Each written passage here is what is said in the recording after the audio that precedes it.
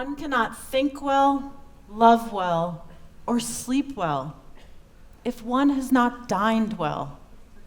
This quote by Virginia Woolf resonates with me. I taught myself how to cook when I was 13 years old as a way to take care of myself and feel capable. Feeding people became my love language. I believe nutrient-dense food has the power to keep us healthy as much as nutrient-deficient food has the power to make us sick. Virginia Woolf's quote has a very different meaning for someone who doesn't know where their next meal is coming from. In Utah, 400,000 people face food insecurity. With the rising cost of housing and inflation, people have to make trade-offs on where to spend their money. After paying for housing, cars, medical care, and other urgent needs, there's little money left over for groceries.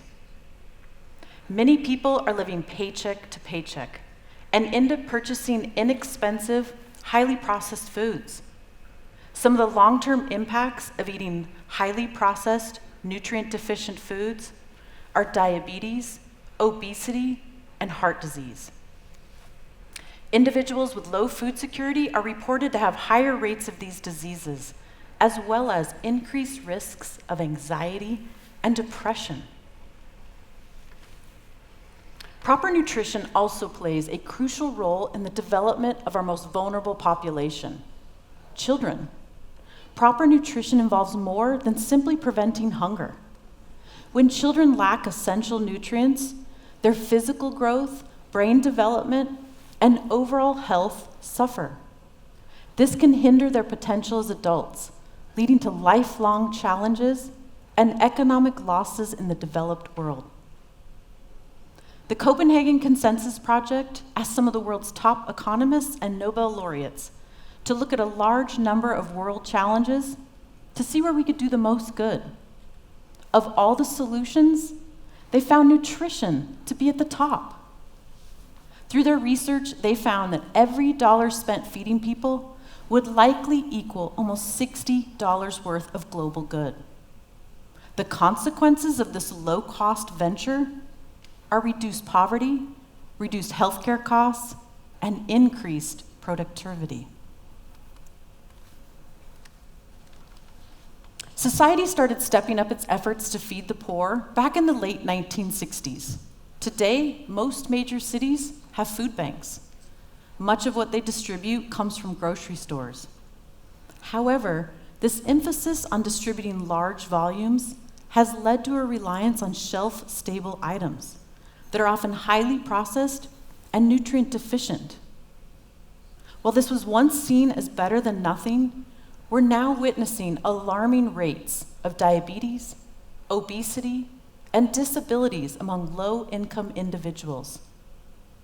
The time has come to confront the issue of nutrition insecurity. Food banks across the country spend millions of dollars picking up surplus food that weighs the equivalent of 400 fully loaded passenger airplanes every year. They rush to get this to people before it expires. What people receive is usually a mix of items that sometimes makes fixing a complete meal difficult. What would you do with a jar of peanut butter and a can of peas? Regardless, the folks are always so grateful to get something to feed their families. With food banks focusing on distributing large volumes, other solutions to food insecurity are popping up. One of those solutions is food rescue programs, like the one I built here in Utah. Using an app and an army of volunteers, rescue programs pick up surplus edible food from caterers, cafeterias, restaurants, factories, events, schools, farmers, and farmers markets. Much of the food is fully prepared, typically nutritious, and would otherwise end up in the landfills. Highly perishable food is quickly moved via cars to nonprofit partners who can get it to people in need. Food rescue programs are gaining attention and have the potential to address nutrition insecurity as well.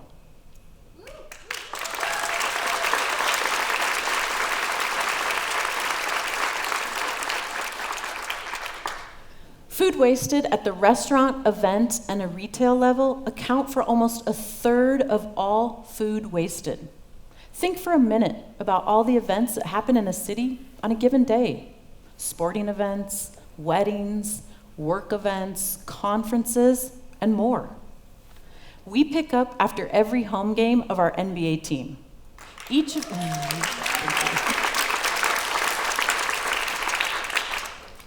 of these games alone produces almost 1,000 pounds of surplus. By the end of the season, the amount produced is enough to feed a meal to every resident of a mid-sized city.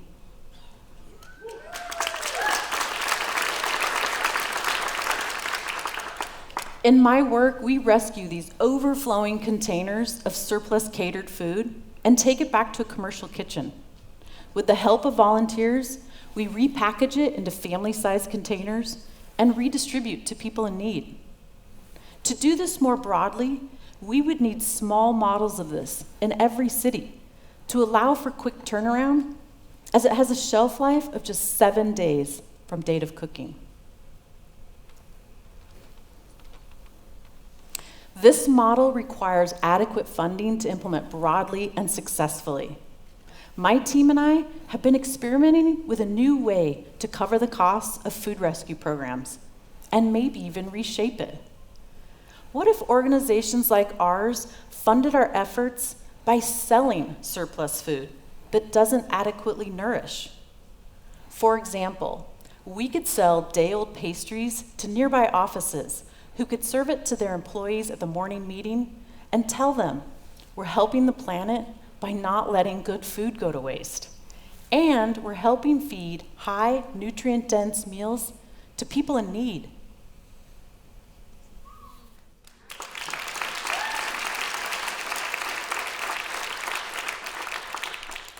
We could sell the gallons of milk set to expire soon to coffee shops who can more quickly use it.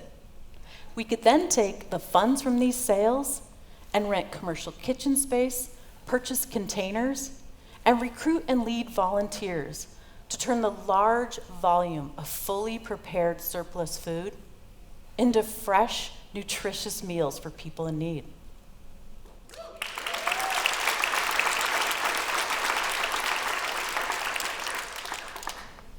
Imagine going to pick up your child at their after-school program after working at your physically demanding job all day.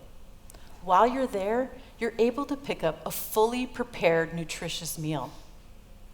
Over time, this small gesture gives people the opportunity, mental capacity, and better health to help manage their circumstances.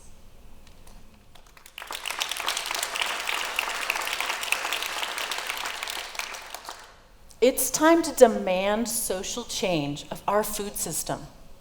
To ensure all surplus food serves its highest purpose, every community must establish clear avenues for businesses and event organizers to donate leftovers.